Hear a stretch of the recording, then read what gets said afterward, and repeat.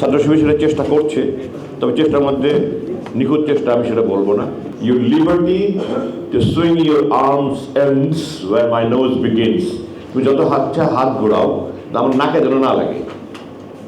আমরা এখন হাত ঘোরাচ্ছি, আরেকজনের নাক ঘুষি মারছি।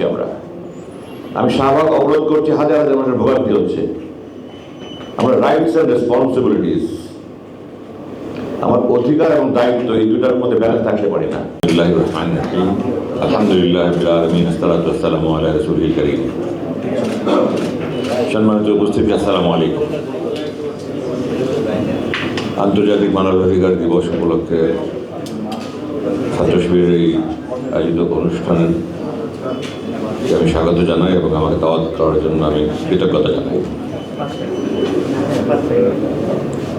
হাজার হাজার মানুষ বাংলাদেশে এবং লক্ষ লক্ষ মানুষ সারা বিশ্বে, বাংলাদেশের লক্ষ লক্ষ মানুষ চোখের পানি ফেলছে এই মানবাধিকার লঙ্ঘনের জন্য। যারা সংবিধান প্রণয়ন করেছে বলে দাবি করে, প্রণয়ন করেছে বলে আমরা জানি, তারাই সবচেয়ে বেশি মানবাধিকার লঙ্ঘন শুরু করেছে। সে ৭২, ৭৫, ৯৬, ২০০১, ২০০৯, ২০২৪। সংবিধানে মানবাধিকারের অনেক কথা বলা আছে, কিন্তু আমরা লঙ্ঘন করছি। তার মানে আমরা যে সংবিধান করেছি এটাকে আমরা বিশ্বাস করি না।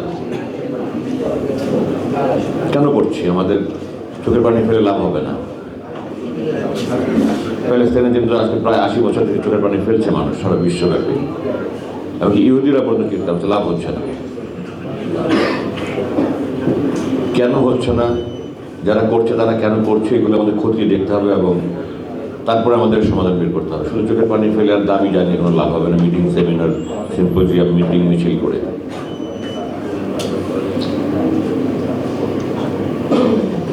কেন করছে? তারা আখিরাতে বিশ্বাস করে না। কারণ সূরা হাশর ৬০ নম্বর সূরা ১৮ নম্বর আয়াতে আল্লাহ বলেছেন যে আল্লাহকে ভয় করো। প্রত্যেকের ভেবে দেখা উচিত সে ভবিষ্যতের জন্য কি করছে। আবার বলছেন আল্লাহকে ভয় করো। আমি আরবিটা আয়াতে গেলাম না। আল্লাহ কোরআনে অনেক জায়গায় বলেছেন, কিন্তু এই বাক্যে এই আয়াতে আল্লাহ আগে একবার পরে একবার বলেছেন, মানে এটার গুরুত্ব অত্যন্ত অপরিসীম। আমরা আল্লাহকে ভয় করি না। আমরা মুখে বলি বিশ্বাস করি, আসলে বিশ্বাস করি না। আল্লাহকে বিশ্বাস করলে আমরা কিভাবে মিথ্যা বলি, গীবত করি, চগলখড়ি করি, জুলুম করি, পরের হক মেরে খাই, এতিমের হক সম্পদ আত্মসাৎ করি, মাপেও জন্য কম দেই। বাংলাদেশে 1% লোক পাওয়া যাবে না একটা মিথ্যা কথা বলে না। আপনারা সবাই বক্তা হলে তাহলে আমি শ্রোতা হয়ে যাই। বাংলাদেশে তো 1% সরকারি কর্মকর্তা কর্মচারী পাওয়া যাবে না যে সুদ ঘুষ খায় না। বাংলাদেশে তো 1% ব্যবসায়ী পাওয়া যাবে না যারা মাপেও জন্য কম দেয় না।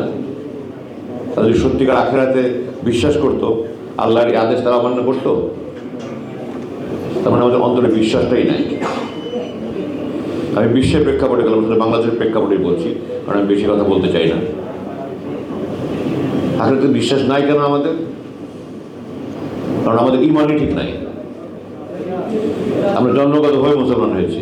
নামাজ ফরজ হয়েছে ৯০-১২তম বছরে।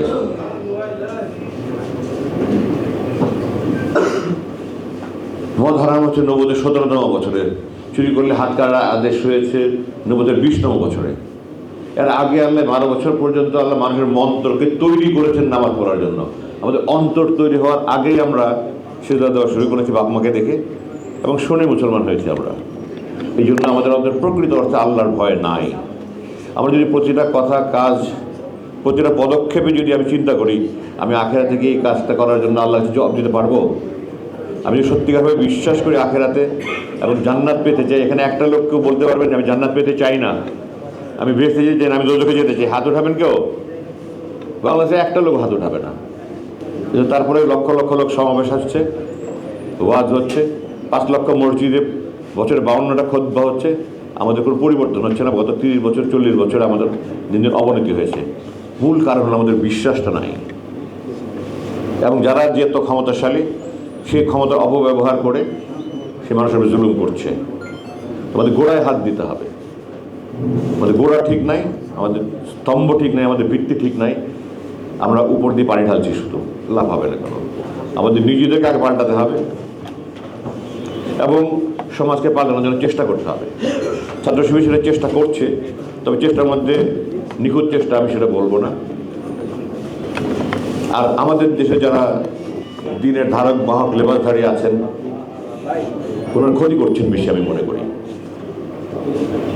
আমি খুব স্তম্ভিত হয়ে যাই যখন দেখি আমি যে ওয়াদের মধ্যে ওনারা আল্লাহ কোরআনে বলছে, তোমরা গর্ধের মতো চিৎকার করো না, তোমরা ভালো দিয়ে মন্দ মোকাবেলা করো। আর সেখানে আমি দেখতে পাই ওনারা চিৎকার চেঁচামেচি করছেন, সমস্ত শরীর ঝাঁকিয়ে কথা বলছেন এবং কাফের গালি দিচ্ছেন, অশ্লীল ভাষায় গালি দিচ্ছেন। তো কোরআনের পরিপন্থী কাজ ওনারা তো করছেনই, ওনাদের দোষ দিতে পার পেতে পারবো না। আমরা কি করছি? আমি কথায় কথায় শাহবাগ অবরোধ করছি। আমার অধিকার আছে আমার দাবি আদায়ের জন্য সোচ্চার হওয়ার। আমার অধিকার নাই অন্যের দাবি হরণ করার, অন্যের হক হরণ করার। ইংরেজিতে বলে যে you liberty to swing your arms ends where my nose begins. তুমি যত হাত ঘোরাও, আমার নাকে যেন না লাগে। আমরা এখন হাত ঘোরাচ্ছি, আরেকজনের নাকে ঘুষি মারছি আমরা। আমি শাহবাগ অবরোধ করছি, হাজার হাজার মানুষের ভোগান্তি হচ্ছে।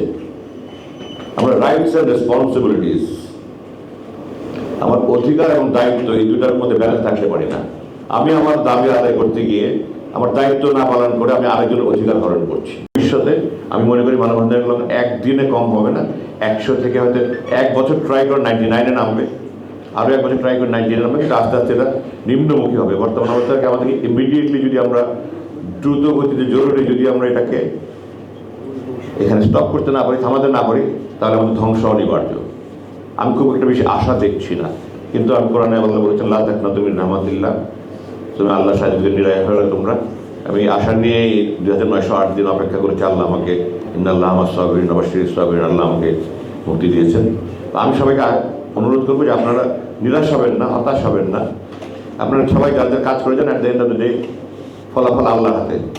আল্লাহ আমাদের ইচ্ছা এবং চেষ্টার উপরে ফলাফল দেবেন। ফলাফল আখিরাতে আমাদের পুরস্কার দেবেন অথবা শাস্তি দেবেন, চূড়ান্ত ফলাফলের উপরে নয়, ফলাফল আল্লাহর হাতে। তো আমরা চেষ্টা করি যেন আমরা সবাই নিজেরা আগে ভালো হই। আমি যখন একটা আঙুল একদিনের জন্য দেখাই, তখন 3টা আঙুল কিন্তু আমাকে দেখাচ্ছে। তো আমরা আগে নিজেরা সংশোধন হই, তারপরে যাদেরকে আমি প্রভাবিত করতে পারি, যাদের কাছে আমি পৌঁছাতে পারি, তাদের সবাইকে আমি এই জিনিসটা চেতনা জাগ্রত করার চেষ্টা করি। আল্লাহকে ভয় পাই, আমরা আল্লাহর ভয় কাজ করি, তাহলে আমাদেরকে আস্তে আস্তে আমরা এই সমস্যার সমাধানের সম্ভাবনা আছে। শুধু সেমিনার সিম্পোজিয়াম করে চোখে পানি ফেলে কোনো লাভ হবে বলে মনে করি না। আশা করি আমি আমার মেসেজ পৌঁছাতে পেরেছি। আমি আর বক্তব্য দীর্ঘায়িত করতে চাই না। এরা গুম খুন করেছে, তা আল্লাহকে ভয় পায়নি। আল্লাহকে ভয় পাইলে কোন দিন তারা এই কথা করতো না। আল্লাহ যেখানে বলেছেন আমি জুলুম হারাম করেছি। যারা অন্ধ আনুগত্য করেছে, যে সমস্ত জেনারেলরা, তারা প্রধানমন্ত্রীকে প্রভু মেনেছে, আল্লাহর আদেশে পরিপন্থী কাজ করেছে। লা ইলাহা ইল্লাল্লাহ মানে হলো আমি আল্লাহর আদেশ মানবো, আল্লাহর পরিপন্থী কারো আদেশ মানবো না। আল্লাহ সূরা নিসা 4 নম্বর 59 নম্বর আয়াতে বলেছেন তোমরা উপরোক্তের আদেশ মানো, কিন্তু ওরা বলেছেন যে উপরোক্তের আদেশ যদি আল্লাহ এবং রাসূলের পরিপন্থী হয় তাহলে মানবে না।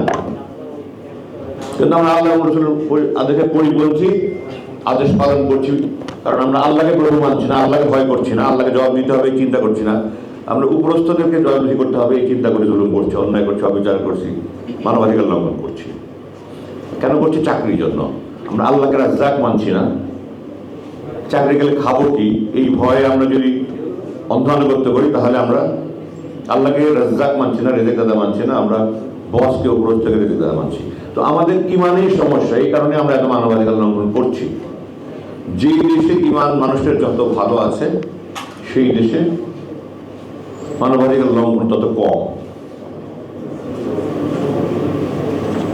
তো আমাদের গোড়াতেই কবর এখানে আমাদের অ্যাড্রেস করতে হবে। এই সমস্যাটা আমাদের সমাধান করলে মানবাধিকার লঙ্ঘন আস্তে আস্তে কমে আসবে। এবং এটা একদিনের ব্যাপার নয়। 54 বছরে ধস নেমেছে, শিক্ষা ব্যবস্থা ধ্বংস করে দিয়ে নৈতিক শিক্ষা একদম 0 পর্যায়ে নামা আইনাসে চলে গেছে।